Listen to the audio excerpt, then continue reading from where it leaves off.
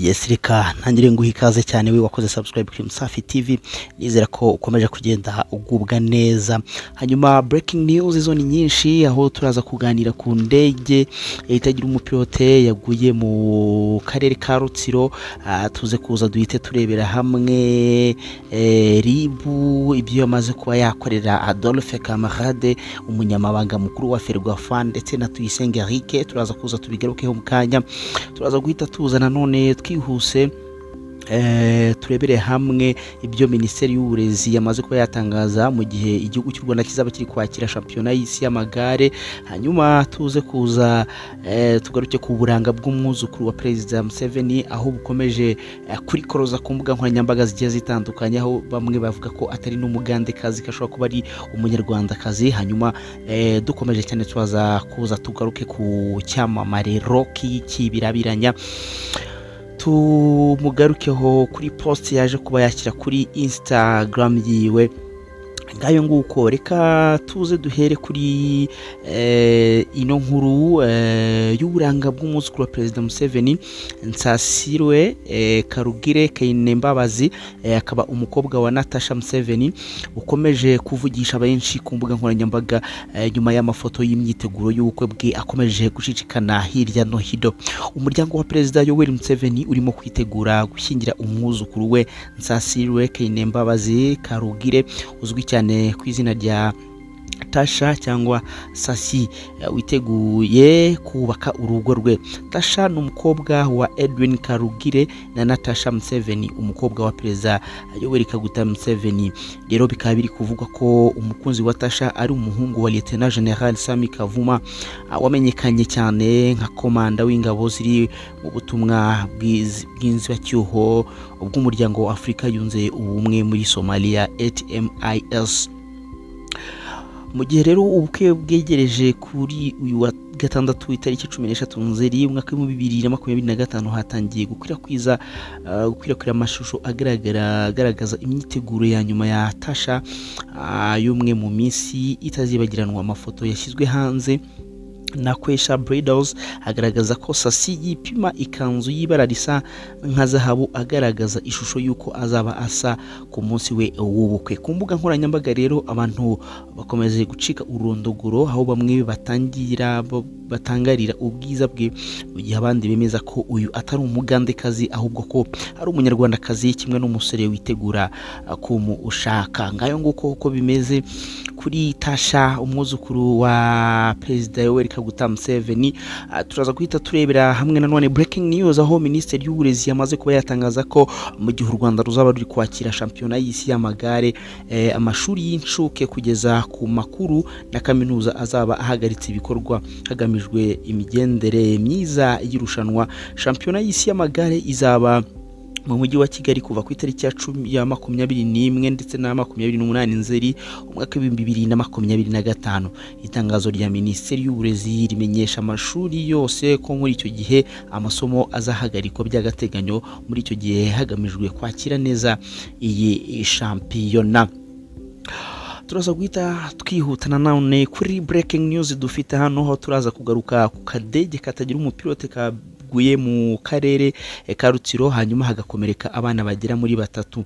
Abana rero bakomerekejwe na drone ni mu murenge wa Kivumu. Abana batatu bakaba bakomerekejwe na drone itaramenyekana yakoreye impanuka ikabagwira uburyo ubwo bavaga ku ishuri kuri EP Bunyoni ku gicamunsi cyo kuri uyu wa kabiri tariki 16 Nzeri umwaka wa 2025. Abakomerekeye muri iyi mpanuka ni Ishingiro Irene w'imyaka 4, Alice Uwigikundiro w'imyaka 5, Mujawayezu Hosine w'imyaka 5. Aba bose bamaze kugezwa ku kigo nderabuzima cya Kivumu, aho bari kwitabwaho n'abaganga. Drone yaguyemo iyi mpanuka kugeza ubu iracyari aho yaguye, mu gihe hakomeje iperereza kuri iyiranga naho yaba ikomoka. Nyuma mu yandi makuru turaza turebe ibyo witwa Adolphe Camarade ndetse na Tuyisenge Eric ko bivugwa ko hashingiye ku iperereza RIB imaze kuba yafunga uyu Kalisa Adolphe ndetse na kamarade RIB yafunze uwitwa Adolphe Kamarade, umunyamabanga mukuru wa Ferwafa, na Tuyisenge Eric ushinzwe ibikoresho by'ikipe y'igihugu Amavubi, bakekwaho ibyaha birimo kunyereza umutungo, ruswa ndetse no gukoresha inyandiko mpimbano. Ubu bafungiye kuri sitasiyo ya RIB ya Remera na Kicukiro. Iperereza rikaba rikomeje mu gihe dosiye ya Kalisa Adolphe yo yamaze koherezwa mu bushinjacyaha already. RIB irakomeza kuburira abantu kudakoresha ububasha bahabwa n'umwanya w'akazi barimo mu nyungu zabo bwite kuko bihanwa n'amategeko. Ngayo nguko uko bimeze, hanyuma turaje turebere hamwe uwitwa Rocky Kimomo cyangwa Rocky Kirabiranya.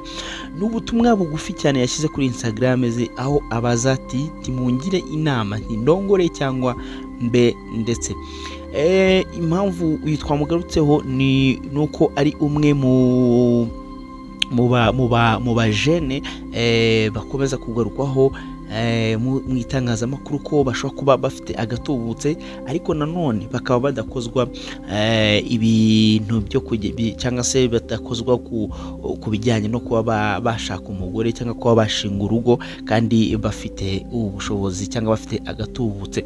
Niyo mpamvu rero twabasha kuba nawe twamugarukaho muri zino breaking news zacu zirimo ziratrendinga mu buryo bugiye butandukanye. Ngayo ayo niyo makuru akomeje kuba arimo aravugwa hano mu Rwanda kuri ano masaha y'umugoroba.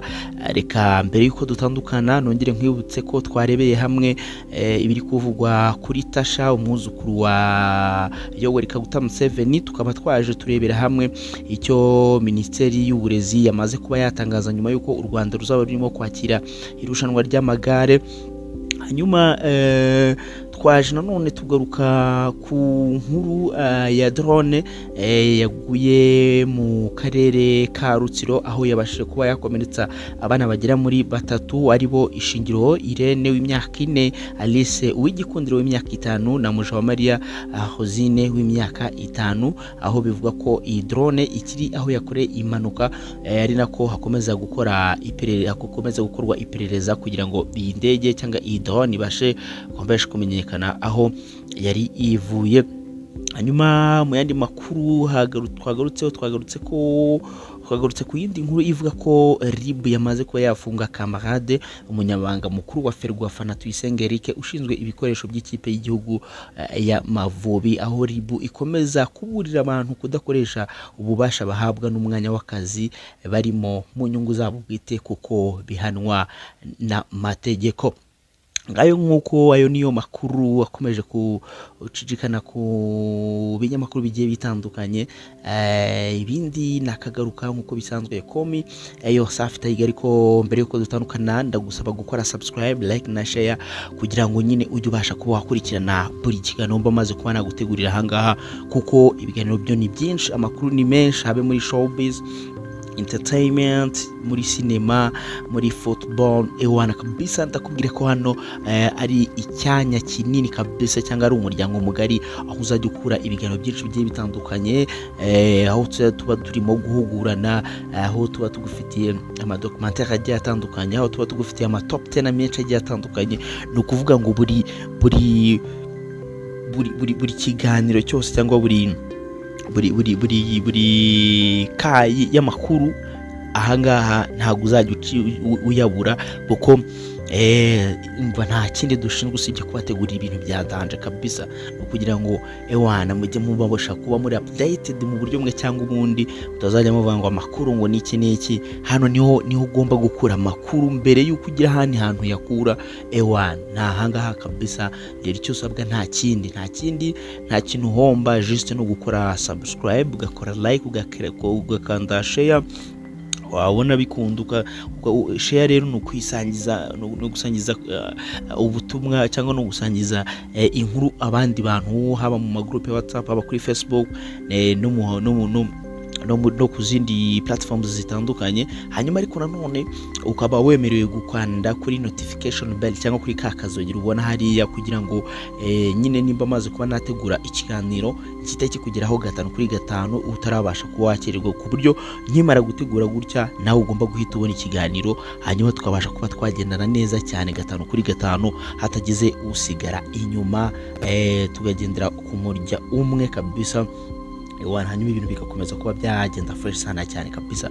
Yo reka nkwihorere rero kambaye ngucitse gato cyane, nakagaruka amakuru yo ni menshi. Hanyuma izo nizo trending news ndi nkufitiye kano kanya kuri no masaha y'umugoroba. Reka nkwifuze gukomeza kugira ibihe byiza cyane kandi Imana ikurinde urote Imana.